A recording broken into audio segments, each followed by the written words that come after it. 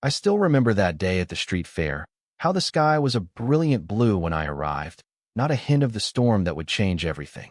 The annual Riverside Market was always a highlight of summer in our town, drawing people from all the neighboring communities with its reputation for incredible local art, mouth-watering food, and that special atmosphere you can only find when a community comes together to celebrate. As I walked through the entrance, the familiar scent of kettle corn and grilled vegetables filled the air, mingling with the sound of a local band playing something folksy and upbeat near the central pavilion. I was Alex Chun, 26 years old, perpetually single, and according to my friends, perpetually picky about potential partners. Let me tell you why this particular market day mattered so much. I'd been feeling stuck lately, trapped in the routine of my graphic design job, spending evenings alone in my apartment with takeout and Netflix. My friends had practically dragged me to the fair, insisting that I needed to get out and live a little. They weren't wrong, but I still felt that familiar anxiety as I navigated through the crowds, that sense of being surrounded by people, yet somehow separate from them all. I'd always been that way, watching from the sidelines, hesitant to jump into the center of things. But something about that day felt different, like the universe was holding its breath, waiting for something to happen. The market stretched through 3 blocks of our downtown area, with colorful canopies creating a patchwork ceiling above the street. Vendors called out to passers-by, artists explained their work to curious customers, and children darted between legs with sticky fingers and excited squeals. I wandered past a booth selling hand-thrown pottery, the glazes catching the sunlight in shades of blue and green that reminded me of the ocean. The artist, an older woman with silver hair and paint-splattered overalls, smiled as I examined a small bowl. "That one seems to have caught your eye," she said. "It's inspired by the cove just north of town. The way the water changes color throughout the day." I turned the bowl in my hands, appreciating the craftsmanship. "It's beautiful. I've always loved that spot." "Are you an artist yourself?" she asked, noticing perhaps the way I was studying the technique. "Graphic designer," I replied with a small smile. "Different medium, but I appreciate the work that goes into pieces like these." We chatted for a few minutes about color theory and the creative process, and I ended up purchasing the bowl, feeling a small thrill at supporting a local artist. This is what I loved about events like this.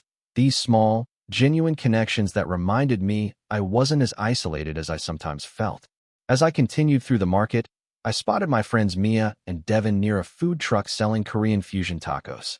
They waved enthusiastically, and I made my way over, carefully tucking my new purchase into my messenger bag. "There you are," Mia exclaimed, pulling me into a quick hug. "We thought we'd lost you to the art section forever." Devin handed me a taco. "Try this. It's life-changing." I took a bite and had to agree. The combination of bulgogi beef, kimchi, and some kind of spicy aioli was indeed pretty spectacular. We found a spot at one of the communal tables set up in the middle of the street and settled in to eat and people watch. "So," Mia said, with that tone that immediately put me on alert, "have you seen anyone interesting today?" She wiggled her eyebrows suggestively. I rolled my eyes. "I've been here for less than an hour, and I've been looking at pottery, not hunting for dates." Devin laughed. "That's your problem, Alex. You're always looking at objects instead of people. When was the last time you actually went on a date? Or even flirted with someone?" I felt my cheeks warm slightly. "I flirt," I protested weakly. "Asking the barista if they recommend the dark roast doesn't count as flirting," Mia said, patting my arm sympathetically. The truth was, I hadn't been in a relationship for nearly 2 years. My last boyfriend and I had parted ways amicably enough, but the experience had left me wary. I'd watched friends dive into relationships that burned bright and fast, leaving them hurt and confused in the aftermath. I decided I'd rather wait for something that felt right, something with potential to last. But as the months turned into years, I sometimes wondered if I was waiting for a fantasy that didn't exist. "I'm just selective," I said, taking another bite of my taco. "Selective is choosing between chocolate and vanilla," Devin said. "You're practically a monk. Not everyone needs to be in a relationship to be fulfilled." I countered, though even to my own ears, the words sounded rehearsed, a mantra I'd repeated to myself on lonely nights. Mia's expression softened. "We know that, Alex. We just want you to be happy. And sometimes it seems like you're hiding rather than being selective." Her words hit closer to home than I wanted to admit. Was I hiding? Had caution turned into fear without my noticing? Before I could respond, Devin pointed to the sky. Oh, looks like the weather forecast was right after all. I followed his gaze to see dark clouds gathering on the horizon, moving quickly in our direction. The previously vibrant blue sky was rapidly being consumed by ominous gray. The wind picked up, sending napkins skittering across the pavement and causing the canopies above the vendor booths to flutter ominously. They said there was only a 20% chance of rain, Mia said, frowning at her phone as if it had personally betrayed her. 20% still means it can happen, I pointed out, gathering our trash. Maybe we should start heading back? Devin shook his head. I still haven't checked out the vintage record booth, and Mia wanted to look at those handmade soaps. Let's just find cover if it starts to rain. As if on cue, the first drops began to fall. Fat, heavy raindrops that promised a serious downpour to follow. The reaction throughout the market was immediate. People who had been leisurely browsing suddenly moved with purpose, either seeking shelter or making quick purchases before hurrying away. Vendors scrambled to protect their merchandise, pulling plastic covers over displays and moving delicate items toward the center of their booths. We should split up and meet back at the car in an hour, Mia suggested. That way we can each do what we want without getting completely soaked together. It seemed like a reasonable plan, so we agreed on a meeting spot and time before heading in different directions. The rain was falling steadily now, not yet a downpour, but enough to dampen my hair and shoulders. I didn't have far to go before I spotted a large canopy covering a book vendor's stall, and I made my way toward it, quickening my pace as the rainfall intensified. I wasn't the only one with this idea. At least a dozen other fairgoers had crowded under the canopy, creating a small island of dry space in the increasingly wet street. The bookseller, a middle-aged man with a magnificent beard, seemed delighted by the sudden increase in potential customers. Nothing like a little rain to make people appreciate literature, he joked, gesturing to his shelves. Take your time, stay dry, maybe find a new favorite book while you're here. I smiled and began browsing, running my fingers along the spines of used paperbacks and hardcovers. There's something magical about used bookstores, each volume carrying its own history, pages turned by unknown hands, stories absorbed by different minds before finding their way to you. I was so absorbed in examining a collection of short stories that I didn't notice someone reaching for the same shelf until our hands brushed. Sorry, we both said simultaneously, pulling back. I looked up to find myself face to face with a man about my age, with warm brown eyes and a sheepish smile that immediately made something flutter in my chest. He had dark curly hair that was slightly damp from the rain, and he was wearing a vintage concert t-shirt under an open button-down. Go ahead, he offered, gesturing to the book I'd been reaching for. No, it's fine, I insisted. Were you looking at this one? I held up the short story collection. He shook his head. I was actually reaching for the one next to it, the poetry anthology. Ah, a poetry fan, I said, immediately cringing internally at how awkward I sounded. But he just smiled wider. Guilty as charged, though I'm more of a reader than a writer. I appreciate it, but I've always been more drawn to prose, I admitted. Something about getting lost in a completely different world. That makes sense, he nodded. I'm Jamie, by the way. He extended his hand. Alex, I replied, shaking it briefly. His hand was warm despite the chill that had come with the rain. We stood there for a moment, that awkward pause between strangers who've initiated contact but aren't sure where to take it next. Outside, the rain was falling harder, drumming against the canopy above us. Looks like we might be here a while, Jamie observed, glancing at the sheets of water now cascading from the edges of our shelter. At least we've got plenty to read. I laughed. True, though I didn't plan on spending my entire day at the market trapped in one booth. You're not from around here, he asked, selecting the poetry book he'd been eyeing and leaning against the bookshelf. No, I am. Born and raised, actually. I just meant I was hoping to see more of the fair before getting stranded. Ah, I see, Jamie nodded. I'm the opposite, just moved here about 3 months ago. This is my first time at this market. What brought you to town? I asked, genuinely curious. Work, primarily. I'm an environmental engineer, and there's a restoration project happening with the river. But I also wanted a change of pace from the city. Our conversation flowed easily after that, moving from his work to my design projects, discovering a shared love of indie films and Thai food. We'd migrated to a small space between bookshelves, slightly away from the other rain refugees, creating our own little bubble in the crowded stall. There was something about Jamie that put me at ease, a genuineness to his interest, a warmth to his laugh that made me forget my usual reserve. After about 20 minutes, the downpour subsided to a steady rain. People began to venture out from our shelter, opening umbrellas or simply making a dash through the rain to the next covered area. I realized with a start that I'd completely lost track of time. I should probably try to find my friends, I said reluctantly. We're supposed to meet up in. I checked my phone. About 30 minutes. Jamie looked equally disappointed. Yeah, I should continue exploring what I can of the market too. He hesitated. But I've really enjoyed talking with you, Alex. Same here, I said, surprised by how much I meant it. We both peered out at the rain, which showed no signs of stopping completely. Neither of us had an umbrella, and the prospect of getting soaked was less than appealing. Maybe we could find something to use as cover, Jamie suggested, scanning the nearby booths. His eyes lit up. Look, that stall over there is selling umbrellas. I followed his gaze to a vendor across the way who was doing brisk business thanks to the weather. We made our way over, dodging puddles and staying under canopies where possible. When we reached the umbrella seller, a harried-looking woman was just finishing a transaction with another customer. I'll take one, please, Jamie and I said in unison, then looked at each other and laughed. The vendor grimaced apologetically. I just sold my second-to-last one, she said, holding up a single remaining umbrella, a large, rainbow-striped model that looked sturdy enough to shelter two people. This is all I have left. Jamie and I exchanged glances. You take it, he offered. I don't mind getting a little wet. Don't be ridiculous, I countered. You're newer to town. You probably don't even know where all the covered spots are. We went back and forth for a moment, each insisting the other take the umbrella, until the vendor interrupted with an amused expression. You could share it, you know. It's plenty big enough for two. There was a moment of silence as we both considered this option. I felt a flutter of nervousness at the prospect of continuing our time together, of walking close enough to share an umbrella. I'd be happy to share if you would, Jamie said, his expression open and hopeful in a way that made my decision easy. That sounds like a good solution, I agreed, trying to sound casual despite the quickening of my pulse. Jamie paid for the umbrella before I could reach for my wallet, waving away my protests.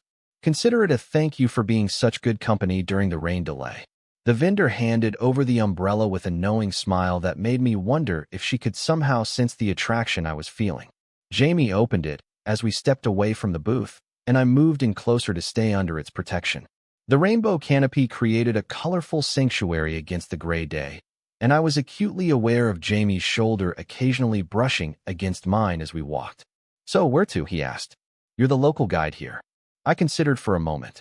Well, there's an amazing artisan cheese booth near the far end that's worth checking out.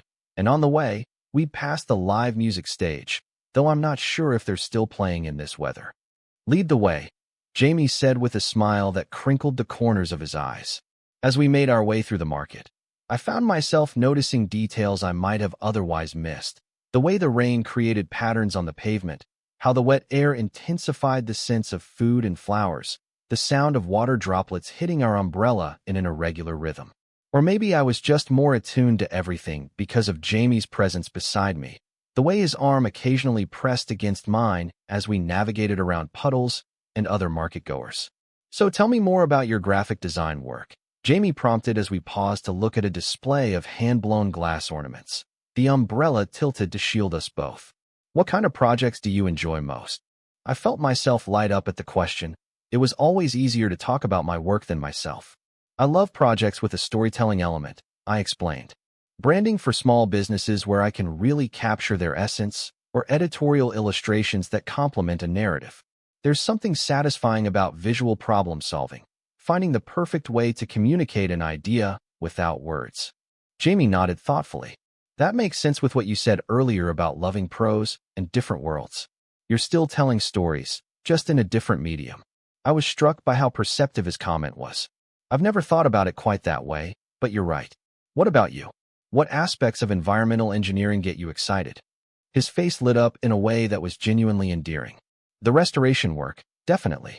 There's something incredible about taking a degraded ecosystem and helping it heal, watching it come back to life. The river project I'm working on now used to be so polluted that nothing could live in it, but we're already seeing native species return. It's like witnessing redemption in real time. The passion in his voice was captivating, and I found myself wanting to know more about his work, his perspective, everything. Our conversation flowed effortlessly as we continued through the market, stopping occasionally to admire crafts or sample food from vendors brave enough to remain open despite the weather. At one point, the rain intensified again, and we found ourselves pressed closer together under our rainbow shelter. I was acutely aware of the warmth of Jamie's body next to mine, the subtle scent of his cologne mixed with rain-dampened cotton. Our hands brushed as we both adjusted our grip on the umbrella, and I felt a jolt of electricity that had nothing to do with the storm. "Sorry," Jamie murmured, though he didn't move his hand away from where it now rested partially over mine on the umbrella handle. "It's okay," I replied, my voice sounding strange to my own ears. I didn't move my hand either. We continued walking, but something had shifted in the atmosphere between us. The casual ease of our conversation was now underscored by a current of tension, not unpleasant, but charged with possibility. I found myself hyper-aware of every accidental touch, every shared glance. As we approached the area where the live music had been set up, we discovered that the band had indeed packed up due to the weather, but the covered pavilion was still there. A few other fairgoers had taken shelter underneath, but it was less crowded than it would have been on a dry day. "Want to take a break?" Jamie suggested, nodding toward an empty bench under the pavilion's roof. "Sure," I agreed, realizing I'd been so engrossed in our conversation that my feet were starting to protest the extended walking. Jamie closed the umbrella as we stepped under cover, shaking off the excess water before setting it down beside the bench. We sat down, and I was simultaneously relieved and disappointed at the increased space between us now that we weren't huddled under the umbrella. "I should probably check in with my friends," I said, pulling out my phone to find several texts from Mia asking where I was. I quickly sent her a message explaining that I'd met someone and would still meet them at the car at the agreed time. Her immediate response was a series of exclamation points followed by details later. That made me smile and shake my head. "Everything okay?" Jamie asked. "Yeah, just my friend being enthusiastic about me making a new acquaintance," I said, feeling my cheeks warm slightly. "She and my other friend have appointed themselves as my personal dating coaches, even though I never asked for their help." Jamie's eyebrows raised slightly. "Oh, and how's that going for them?" I laughed. "Not great, according to them. Apparently, I'm too selective." "Nothing wrong with knowing what you want," Jamie said with a shrug. "Or waiting for something that feels right." There was a question in his eyes that made my heart beat faster. I found myself wanting to explain, to make sure he understood. "It's not that I'm opposed to dating," I said carefully. "It's just, I've seen too many people jump into relationships because they're afraid of being alone, or because society tells them they should be paired up. I'd rather be on my own than be with someone just for the sake of being with someone." Jamie nodded slowly. "I get that. My last relationship ended because we were together for all the wrong reasons. We looked good on paper, our friends thought we were perfect together, but there was something essential missing. It took me too long to admit it wasn't working." "How long ago was that?" I asked, then immediately worried it was too personal a question. But Jamie didn't seem bothered. "About 8 months ago. I've gone on a few dates since moving here, but nothing that really clicked." He paused, his eyes meeting mine. "Until today, maybe." The directness of his statement caught me off guard, and I felt a flush creep up my neck. Before I could respond, a crack of thunder rumbled overhead, startlingly close, and the rain suddenly intensified to a torrential downpour. The sound was deafening on the pavilion roof, creating a wall of noise that isolated our bench from the rest of the world. Jamie leaned closer, so I could hear him over the deluge. "Too forward?" he asked, looking slightly concerned. I shook my head. "No, just unexpected.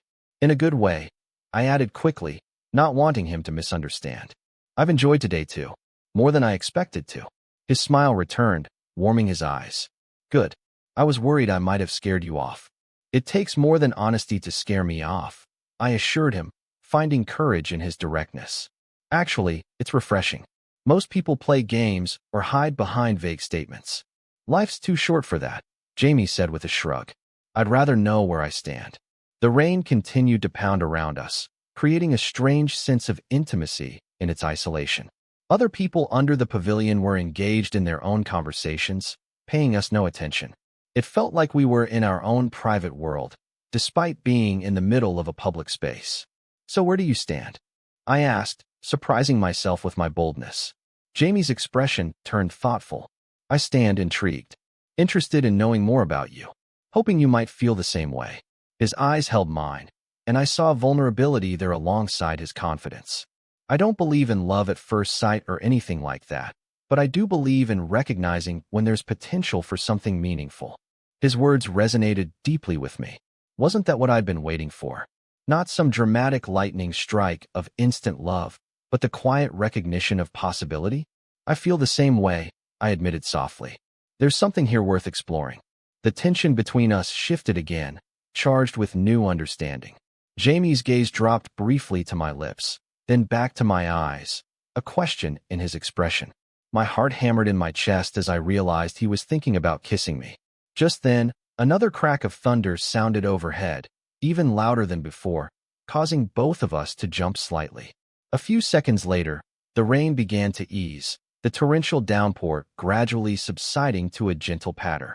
"Looks like the worst might be passing," Jamie observed, though he didn't move away. I nodded, feeling a mix of relief and disappointment at the interruption. "We should probably head back out while there's a break in the storm."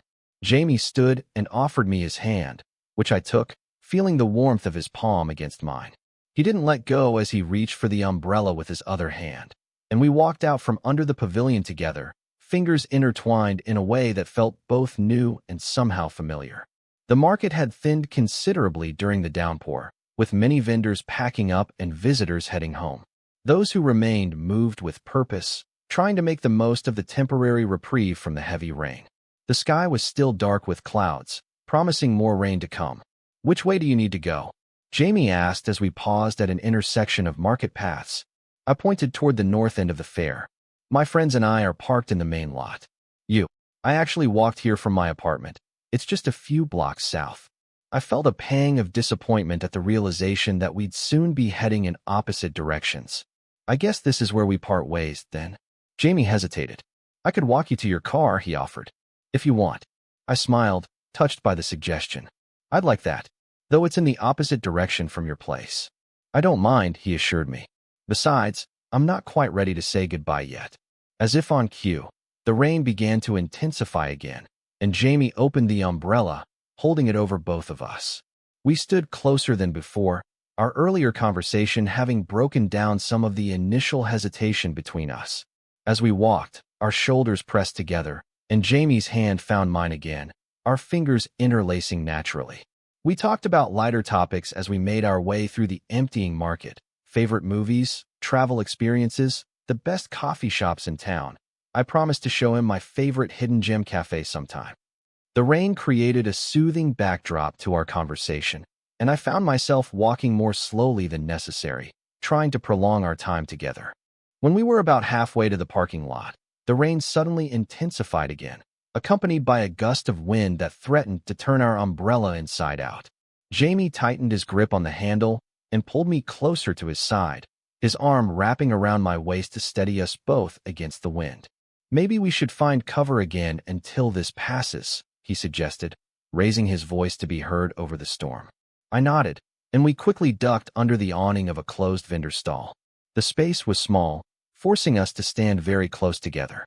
Jamie lowered the umbrella, shaking off the water before leaning it against the stall wall. When he turned back to me, our faces were inches apart. Time seemed to slow down as we stood there, sheltered from the storm but caught in a different kind of tempest altogether. Rain pounded on the canvas above us and cascaded in sheets from the edges of the awning, creating a curtain of water that separated us from the rest of the world. "Alex," Jamie said softly, his voice barely audible above the rain. His eyes searched mine, and I saw in them a mixture of desire and uncertainty. "Yes," I whispered back, my heart pounding so loudly I was sure he must be able to hear it. "I know we just met, and this might seem fast, but—" He paused, taking a breath. "I really want to kiss you right now." The directness of his statement sent a thrill through me. Instead of answering with words, I found myself leaning forward slightly, a silent invitation. Jamie's hand came up to gently cup my cheek, his touch feather-light, as if giving me every chance to pull away. But pulling away was the furthest thing from my mind. I closed my eyes as he leaned in, expecting to feel his lips on mine. Instead, I felt the warm brush of his lips against my ear, so gentle I might have imagined it if not for the shiver that ran down my spine at the contact. "Is this okay?" he whispered directly into my ear, his breath warm against my skin. The intimacy of the gesture, somehow both more innocent and more intense than the kiss I'd expected, left me momentarily speechless. I nodded, turning my head slightly to bring our faces closer together. This time, his lips found mine in a kiss that was gentle but deliberate, a question and an answer all at once. My hands moved to his shoulders, steadying myself as I returned the kiss, the world around us fading into background noise. There was only this moment, this connection, this unexpected joy found in the middle of a storm. When we finally pulled apart, I felt slightly dazed, as if waking from a dream. Jamie's eyes were bright, his smile soft and a little wondering. "That was..." he began. "Yeah," I agreed, understanding perfectly what he couldn't quite put into words. The rain had eased again while we were lost in our own world, now falling in a gentle patter rather than the torrential downpour of moments before. The timing seemed almost orchestrated, as if the weather itself had created that private moment for us. "We should probably continue to your car," Jamie said, though he made no move to step away. "Probably," I agreed, equally reluctant to break the spell. Eventually, we did move, Jamie retrieving the umbrella and opening it above us once more. But something fundamental had shifted between us. We walked even closer now, his arm around my waist, my head occasionally resting against his shoulder. The conversation flowed easily, punctuated by shared smiles and meaningful glances. When we finally reached the parking lot, I spotted Mia and Devin waiting by Mia's car, huddled under a large black umbrella. They noticed us approaching, and I could see their curious expressions even from a distance. "Those are your friends?" Jamie asked, following my gaze. "Yes," I confirmed. "And they're definitely going to have questions." Jamie chuckled. "I don't mind. Should I be nervous?" "Maybe a little," I teased. "They're very protective." As we approached, I made quick introductions. To their credit, Mia and Devin were welcoming to Jamie, though I could tell they were bursting with questions they were politely holding back. "We were about to send out a search party," Devin said with a grin. "But now I see why you lost track of time." I felt my cheeks warm, but didn't deny it. "Sorry to keep you waiting." "Worth it," Mia said with a wink that made my blush deepen. There was an awkward moment as we all stood there in the rain, none of us quite sure how to proceed. Finally, Jamie broke the silence. "I should probably let you all get going," he said, then turned to me. "But I'd really like to see you again, Alex." "I'd like that too," I replied without hesitation. We exchanged phone numbers, our fingers brushing as we handed phones back and forth. When everything was settled, there was another pause, both of us reluctant to say goodbye. "Thank you for sharing your umbrella," I said, the simple statement carrying the weight of everything that had happened beneath it. Jamie smiled, understanding the deeper meaning. "Best purchase I've ever made." With a boldness that surprised me, I leaned forward and kissed him briefly, aware of my friends watching but not caring. "I'll call you tomorrow," I promised. "I'll be waiting," he replied softly. As I watched him walk away, rainbow umbrella bright against the gray day, I felt a sense of possibility I hadn't experienced in years. One chance encounter, one shared umbrella, one kiss hidden by the rain, and suddenly the world seemed full of potential again. "So," Mia said as we got into her car, her tone expectant, "are you going to tell us everything, or do we have to drag it out of you?" I laughed, feeling lighter than I had in months. "It's a long story," I said, settling into the back seat. "But I think it might just be the beginning of something important." As we drove away from the market, the rain began to ease, patches of blue appearing between the clouds. I touched my ear where Jamie's lips had first made contact, smiling at the memory. Sometimes the most unexpected moments become the most meaningful ones. Sometimes you have to get caught in the rain to find your way home. Total _char_count. 18,881.